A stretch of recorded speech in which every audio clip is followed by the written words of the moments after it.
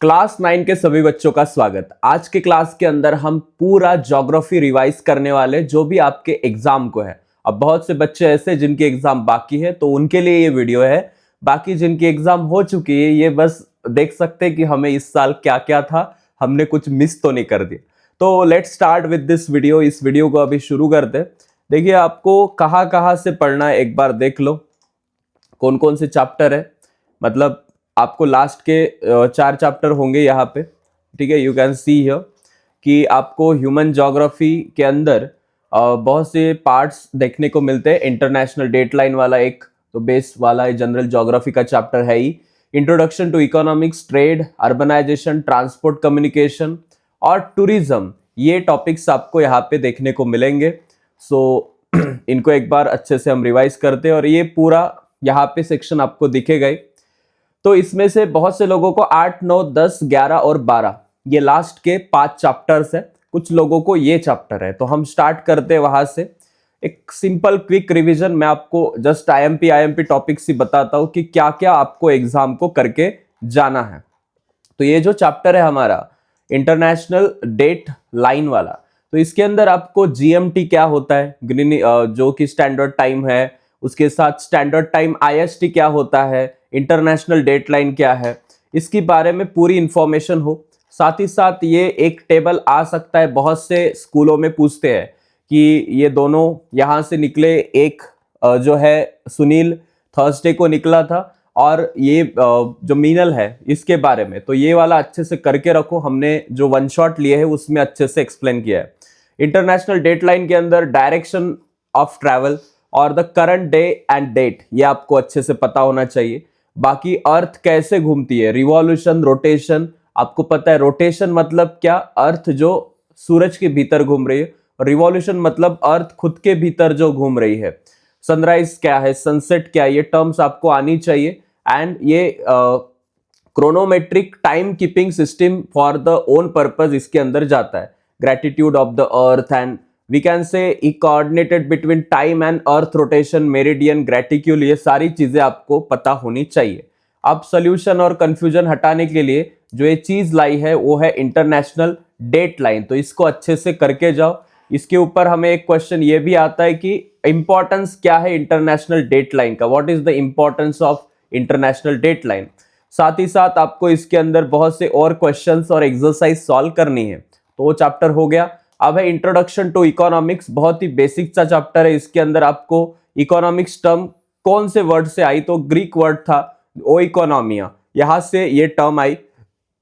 इसके अंदर एक कॉन्सेप्ट है कैपिटलिस्टिक इकोनॉमी किसे कहते हैं, सोशलिस्टिक इकोनॉमी किसे कहते हैं और मिक्स्ड इकोनॉमी किसे कहते हैं। तो ये पूरा सेक्शन अच्छे से कर लो। देन एडम स्मिथ की बात आएगी जो कि फादर है इकोनॉमिक्स के। उन्होंने वेल्थ ऑफ नेशन नाम की बुक 1776 में लिखी थी।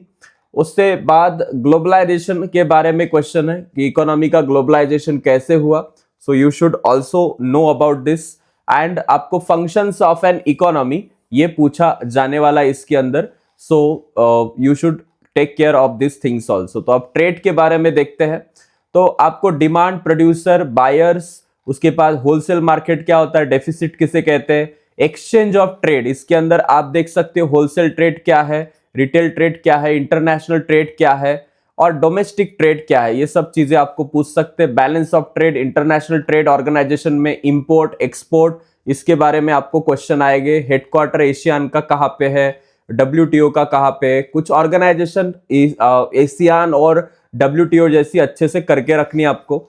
एंड इंपॉर्टेंस ऑफ मार्केटिंग, ये वाला पार्ट भी अच्छे से करके रखना है। और इसके अंदर ये क्वेश्चंस तो आते ही है, मतलब बार बार ये एक्सरसाइज के अंदर भी आपको मेंशन दिखेंगे और वही क्वेश्चन आएंगे जो एक्सरसाइज के अंदर है। तो एक्सरसाइजेस डाइजेस्ट से हो कैसे भी हो अच्छे से करके जाओ।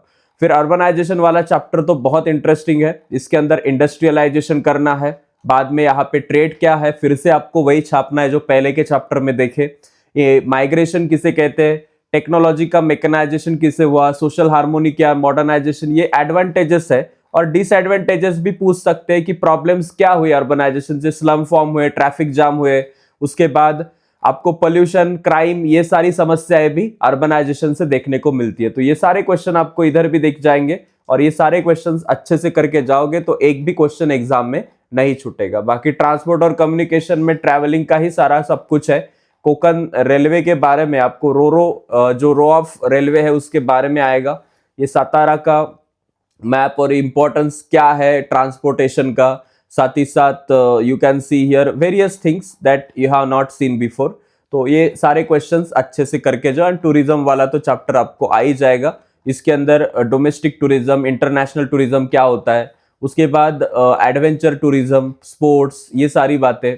और टूरिज्म का इंपॉर्टेंस आपको पूछेंगे, टूरिज्म का इकोनॉमिक डेवलपमेंट में role, importance of tourism in development of India, ये सारी चीजें आपको अच्छे से करके रखनी है। Okay, so thank you so much. आज की इस वीडियो में हमने ये सारी बातें देखी।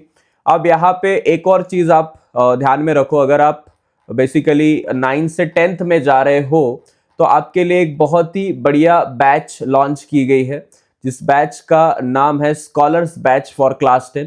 और ये महाराष्ट्र स्टेट बोर्ड के बच्चों के लिए 299 और 3599 के अंदर, और लर्नर्स बैच भी आपके लिए अवेलेबल है, जिसका भी आपको अवेयरनेस होना चाहिए। एक और चीज है जो आपको मैं बताऊंगा, 1 सेकेंड।